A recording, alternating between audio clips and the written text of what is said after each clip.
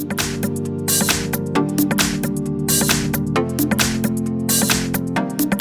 front of me is Samsung Galaxy S20 FE 5G, and let me show you how to change voicemail notification sound on the following device. So first of all, you have to open your phone dialer, click on the More icon and select Settings.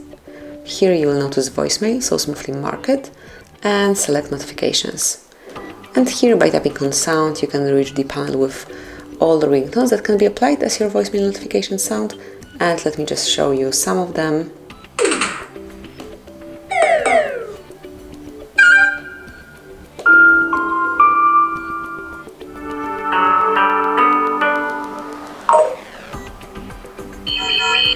And then just pick the one that you like the most,